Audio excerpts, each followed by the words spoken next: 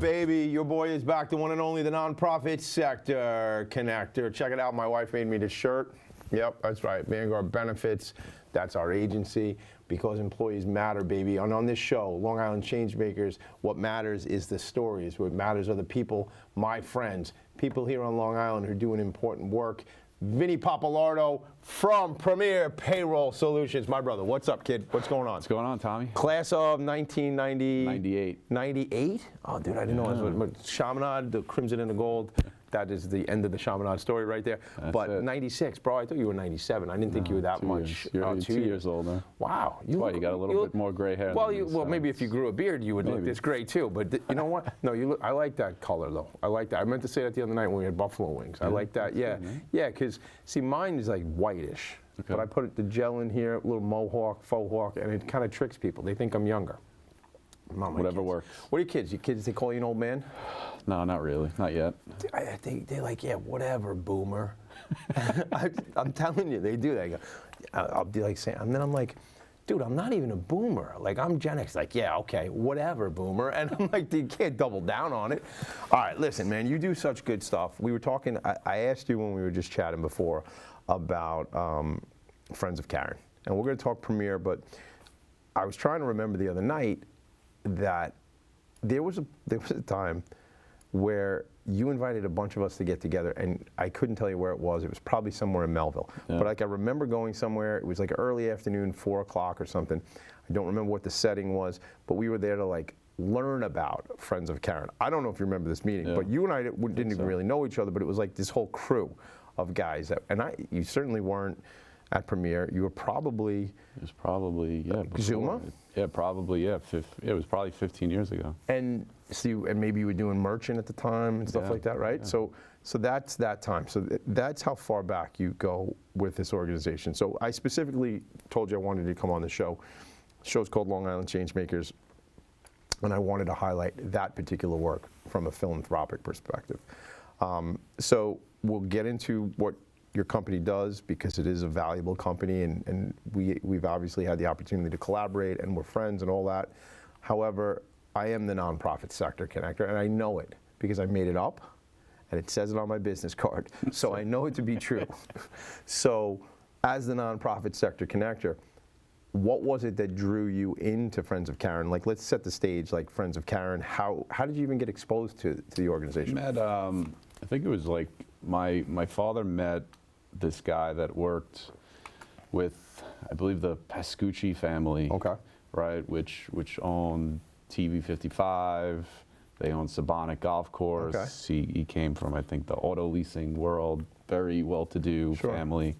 Kind of introduced it to us. I said, you know, and just when you go to that first meeting and you hear the story about families, and, you know, hopefully none of us ever have to experience it, but that have a child that, you know, gets diagnosed with some form of terminal cancer, you're hooked. Yeah. Right. And that's before kids, right? Yeah, like, you didn't have children. That was just before, before I probably had my first daughter, Yeah, so it's, as fathers, we know that, and it is, and as much as, you know, I'm raising 4 kids. They happen to be my children. I don't know why I say it that way. Like, I've been speaking this language my whole life, but sometimes I still don't really have a clear, like, I'm raising 4 kids. Yeah, they're your children, Tommy, but my 4 children, like, they can be difficult sometimes, right? And I say to my wife, this could be our situation. This could be what we're working with. I had these 2 girls here in the studio with me on this show. Penny is in remission, and I think probably now she's like 12 years old. And I met them through what was Leukemia Lymphoma Society, is now called Blood Cancer United, and I know that very specifically because they asked me to be a visionary. I was nominated to be a visionary for Blood Cancer United this year, and it's very, I'm going to come out soon with some stories about why this is very relevant to my family and things like that. But I just always say, as much as our kids can be difficult and drive us crazy, and I have a 16-year-old and a 14-year-old and a 13-year-old and a 10-year-old. So those 3 oldest ones are all teenagers, and that's a lot. That's a lot. And the fact, though, that they're healthy is a game changer. And when a family gets sick like that, and is somebody might have to not go to work anymore. One of the parents, like it's so many things. Yeah, the dynamic changes so much. I mean, we've all unfortunately been touched by cancer in some capacity through our family, relatives, friends, coworkers. But when it happens to a kid, you know, it's if you have a dual income household, at least one parent has to stop working. You know, the child experience when they have cancer is very different than the adult experience. They practically live in the hospital. So, you know, what Friends of Karen also does, which really kind of took to me, was they provide like a sibling care capability, because unfortunately siblings of children that have cancer become very jealous of the kid that does have cancer, because so much of the attention is going to that child now. And I've heard that, and I know it happens in a lot of cases, and certainly, you know, when you have like a child who has like maybe some different needs from a disability perspective, you see that, and these kids are kind of left out because the parents pour in so much to that other child. So Friends of Karen understands that and really has a focus on that as well. Yeah, it's the same true of like Make-A-Wish, right? If you get the kid, you know, the whole family goes to Great Adventure, Disney World, to meet, you know, Aaron Judge, stuff like that, because if it was just one kid. I would say Pete Alonso, but he's not even a Met anymore. He's not a Met anymore. But now we just signed Bo Bichette this morning. Did that happen? Yeah. I didn't even know that. Yeah, well, you were in here. Do you know what? When you're making, when you're building content, bro, look, not everybody is a celebrity, and I understand that, all right? But I am. The one and only. The one and only. The kid, El Nino, if you're Spanish. We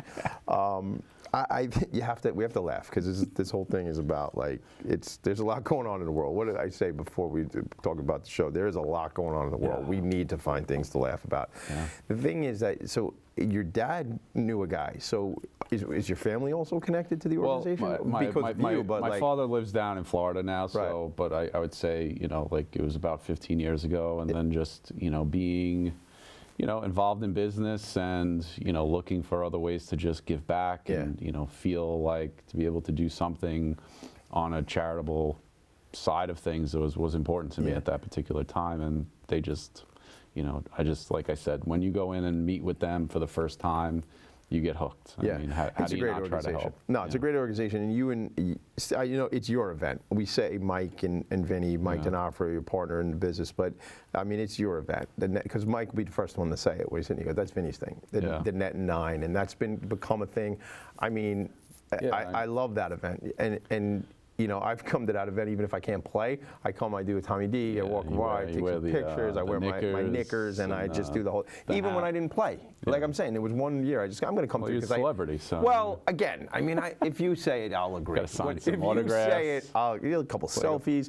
No, there was a guy, one day, there was a guy there that did a really nice job this year. I saw him, he was doing content all night long. What's his name? I don't really know him. I said hello to him though. I'm like drawing a blank. He's a mortgage guy, I think. Yeah, maybe it'll come to you. But he was doing. He was like, I watched him around. I'm gonna go interview this guy. The guy. He does a good What's job. the Lessings guy? He had. Yeah, now you like. Oh my God, I'm killing you. All these guys. He had Steve Kirschman. Steve Kirschman. Yeah. He was interviewing him. I'm watching that guy move around the outing. Yeah, he does a good job. The Net and Nine, though, we said it's not a pain in the neck. Look, I love to go out. All right, I love to do an outing. Here's the problem with an outing. It's a Monday. Okay, so now I just took 20% of my week is gone, right? Under a normal golf outing. And breakfast is at 10:30. Raffles are getting called at 8 o'clock at night. And now there's no work getting done in that day, you know? It's a long round. But I love it. And it's expensive, you know, probably too large for the foursome or whatever, and then you gotta buy but it's all for a good cause. Yeah. However, where did you come up with that? Let's tell them what it is, the Net 9, because it's a great concept. Yeah, so it was this year, so we started in 2016. So this will be right 10 after years. Right after we started Premier. And I always wanted to do some type of golf event, but like you said, I get asked to go to a lot of golf outings. Yeah. They're on Mondays. It's a big financial strain, even though you want to try to get back as much as you can. But I always said, like, I would love to do like a non-golf outing type of thing, and that's really what I belong to a golf course in Rockville Center. So I was speaking to the general manager one day, and I was just kind of floating this idea of like, can we just do like a 9-hole type of event? And he's like, yeah, if you do it on a Thursday, it's a slow day at the course. He goes, so we put together this event where we start, usually between 2 and 3 o'clock. Yeah. You play 9 holes. I try to pair people up with people that would maybe be a good introduction. Look at you, what are you, like a networker? Like, were you like the non-pro? Oh, well, again, this is a great show. You can come back anytime you want. But that's good because you're seeing that it is a networking. You're calling it Net 9, so you're saying, look, let's get out there, let's make a new friend, let's schmooze a little. The guys that drive me bananas are James Rocker and crew, James and Ross. They win every year. Well, and they wear the same. They wear the outfit. That's what. They go out and like I know. They're just taken away from your outfit. Well, it's part of it. It's part of it. But I wish my crew, like I wish I had that kind of like. I come up with an idea like that, like now, for like something we're doing in 20 minutes. Yeah. These guys are very thoughtful about it. I would be like, yo, Vinny, it'd be really cool if you came over. Like if my wife made you like a premiere shirt, like, and then I go, oh, but it's too late. I can't have her do that because you're here. But they have some. I mean, it probably. With Amazon, maybe you need 36 hours ahead of time. It's not like weeks. But they show up with the same hat, the same shirt. They do a night. Same. They're all good at golfing too. So that makes it like that's even more of annoying. I know. James is a good golfer. James Rocker. Shout out to Nerds That Care. They all are. Yeah. Yeah, that's a good crew. And you got Matt, and where are we? I don't know. No, I was saying, back to the I was like, I guess going back, what made me kind of tied with Friends of Karen was they used to hold their own golf event, and it was just, it's a big lift. And they did one on the island? But you always had to be, it's a big lift. They do a gala, they do a New York City gala, they have the golf outing, and then there's just so many intangibles that get tied to it. What if it rains? Just to be able to support and to raise money and do those things. Did you get it? Were you involved with their golf outing like earlier on? Before? I used to go to it. Right. But I didn't know if you were on the committee or. No, I mean that was like right during like the infancy of my relationship with them. But I said, hey, this could be a good way that it's not all about the charity. It's a way that we can, not have to push high volume sponsorships. Yeah.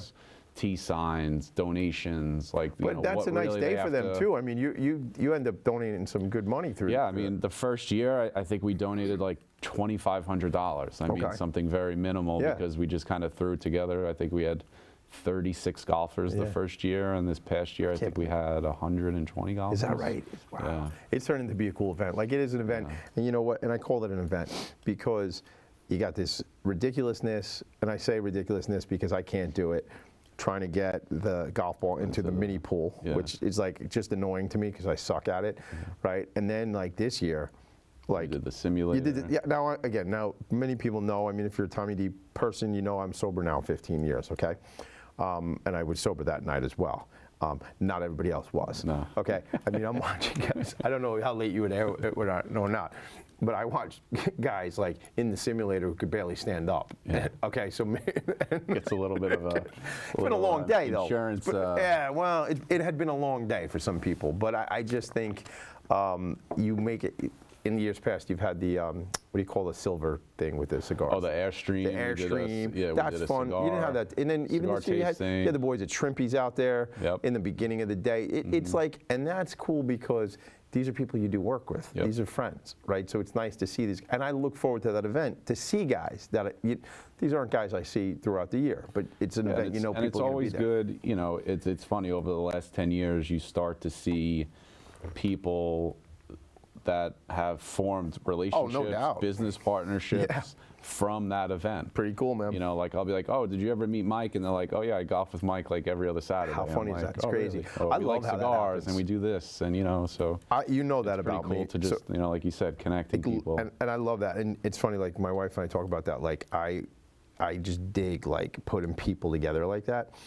So whereas she's the kind of person like, wait a minute, this person's from this part of my life, this person's from that part of my life. How do you do that? I do, like even like being a kid, like say you know, like even now, say like you come out, you and Mike D'Onofrio, we go to the Met game and I take guys I grew up with, and you guys start hitting it off, and I'm not even involved in the conversation. That's cool to me. Like, I don't know why. I just go, oh, that's cool. Like, that, now these people know each other. Well, sometimes you see something that other people can't see, right? And you just know if you kind of put them together. Yeah. You know, you go, I just want to put the two of you together. Yeah, figure it out. There's no I don't know what it is. specific reason what it is, but you know, you'll figure it out. Yeah, that's so true. That's a good thing. I want to switch into like this thing about business, because we're talking about relationships and connections, and you know, I don't know your original, like, kind of the genesis story. Like, I came out of college, man, 24 years old, and you know, I was on a different plan. It took me 6 years to get out of college, not because I'm a doctor. I like that joke, but I was on a different plan. You know, like, you know that Sinatra song, I did it my way. Yeah. You didn't know I was going to sing. This is like dinner at a show. Well, you didn't go to college for singing either. Look at you. That's a good joke. I was not in the theater program at Nassau Community College or SUNY Old Westbury. But I went to work at ADP, and that was where I started. That was it, man. Like, I started selling payroll service, and that's what you guys do. You have this payroll service company now, but what was your first thing coming out of school? I don't even know that. If I do, I forgot. Yeah, I don't know. You probably would remember once I tell you, but when I graduated, I guess in 2002, but the early... Same. Yeah, so there you go. 98, 2002, 96, 2002, same. So it was right off the heels of 9/11. Yeah, right? sure. So I was a finance major, I guess, you know, Yeah, first. where'd you go to school? Loyola in Maryland. Yep. So when I came out, I wanted to be in finance. That's what I went to college for. When I came out, I didn't have a job lined up, but I had one of my buddies that I had through high school and college went to Delphi, and he valet parked during college and after college. Wait, so you had a company in that, right? Yeah. So in 2002, like right out of school? Yeah, 2002, we started a company called Elite Valet Services that we did valet parking for restaurants, catering halls, How long did that go on? It's still in existence. Oh, is that right? Yeah, I had two partners. We had it from 2002. We still, my old partner Matt still is in it today. Me and one other partner got bought out in 2012. I guess it was. Yeah. You know, and it was a great learning experience of starting a business. That's young too to be doing. You know, when we sold the company, we had probably in excess of about 300 employees. Is that right? Yeah, but the average age was 19 years old. Yeah. So, you know, you could only imagine, you know, how many guys having banging in sick, right? Yeah, you know, they didn't care what they looked like, you know, and this is going up to 2012, so it's, you know, I don't know if it's good or bad, but they didn't have cell phones, so it was like, you know, during those time periods, you'd have like a DVD player, or they just sat there and did nothing. I mean, now it's probably a much easier job because you could be, you could be just waiting around and watching television. But it was a tough business because you're a low man on the totem pole, you know, as a vendor. So it's like you're always the last paid. Why do you say that? Why were you treated that way? Because most of our clients were restaurants, catering halls. You know, who are they going to pay? The Cisco guy for the meat? Or right, because I'm not going to drop off your chicken if you don't pay me. And if they go like, you know, it used to be, oh, if you don't show up or don't send guys, I'll just go hire another company. You know, so, what a nasty business. Something you said recently, and I'm not going to get too into the details, but you know, it was just a comment on how some business owners think they can push other businesses around and just like, oh, you know, we got this offer here from this vendor who's going to do this for us, and you go, well, would you do that? Like, what if I answer? You know that story? I don't want to tell a story like, you know, but sometimes you just have to put it back. Yeah, like, well, how about I come here to your store forever and not pay or something like that? I get that all the time. Like, someone will be like, oh, I heard that, you know, this time and attendance clock is, you know, it cost you $1,200 wholesale, and I'm like, all right, cool, like, because last time I checked, the taco that I'm buying from you isn't $8 to make. It costs you $1.50 to make. Can I pay you that? Yeah, exactly, right. And like once you kind of spin it to them of being like, oh, well, that's true. Yeah. Yeah, and it's funny give how me they a dollar tacos. It's funny how you have to be reminded of that. Yeah. Talk about a dollar taco. How do they still sell dollar slices in New York City? No, it's not a dollar anymore. What is it? I think it's $2. Oh, all right. But here's the thing. Anytime something is that inexpensive, it concerns me to eat it. You know what I'm saying? Like, well, it's got to be super busy in order to, because it's a volume game. But I'll talk about Wendy's, and I'll say the 4 for $4. First of all, neither one of us was confused and thought that was healthy food when on the way here, right? But like when you look at it and you go, it's $4. I mean, that doesn't seem like you can make enough money in that unless that quality is just getting worse and worse and worse. Yeah, or they're just super amounts of volume. I guess. Out the door Yeah, too. I guess. I like Frosties though. You like Frosties? I haven't had a Frosty in a long time. No. You know what was a good one back in the day? Fribble, strawberry Fribble from Friendly's. Yep. Remember that? No Friendlies really anymore. Not much. I don't know. There used to be one in Franklin Square where I grew up, but there used to be one in New Hyde Park. Yeah. By the Genovese. There's no Genovese anymore either. I think there's one right in Massapequa still, right is by there? the office. I think there is. I wouldn't eat there, but I would have a Fribble. Yeah. What are you guys looking at as far as growth in the business? You like how I just talk about Fribble and then I can go right back? Isn't that cool? Yeah. Isn't that like, it's good? I should be like. Concerns me a little bit. Don't worry about it. I'll be all right. You're not married to me. Imagine that. Uh-oh. Oh my God, that's a tough thing.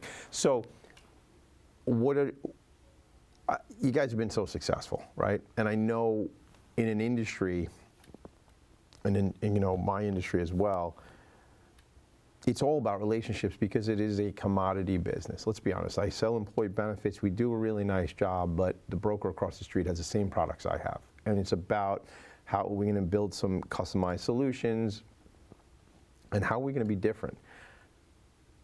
When I was selling payroll at ADP, there was like 4 options maybe. You know, you had these smaller players, like they used to have one called Broadway Database and Brands in like Brooklyn and stuff like that. You had obviously Red and you had Blue. You had ADP and you had Paychecks. Now, God almighty, there's so orange. many, right? There's a couple of oranges. You got Paylocity, Paycor, Paycom. That's a green one. I don't even like. I can't. In the PEO world. Well, then all the PEOs. Also. But when I think about it, I'm like, is there really that much business? Like, or did they all just take so much away from ADP and Paychecks? Because I'm so curious. Like, now, I guess my question is there enough business for everybody? And how do you guys really differentiate yourselves as a brand in the market? Yeah, I mean, you know, the business is there. I just think, you know, for the most part, I think Paychecks and ADP really had a huge market share compared to everyone else. Right.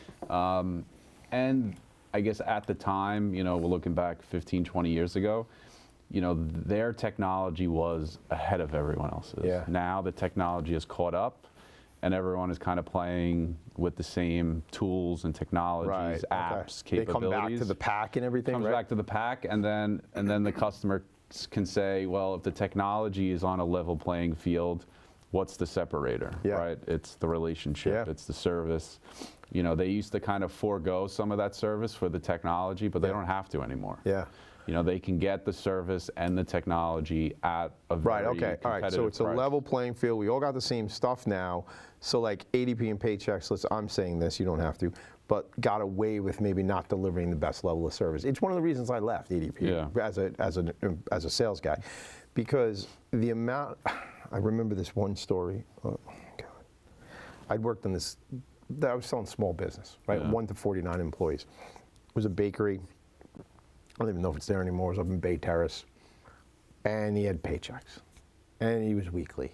And if you're a payroll sales guy, a weekly, 40-employee company weekly, you love those, right? Oh my God. It's going to hit a lot of your number quota for the month. So I called him a lot. And we built a relationship. And I had an old colleague of mine who used to say, Tommy, I have better relationships with my prospects than I do with my clients. And being an old sales guy now, looking back, it makes a lot of sense, right? Built a great relationship. At the time, ADP was going through some implementation changes, and they moved a whole bunch of implementation from Long Island out to New Jersey. All I can say is this.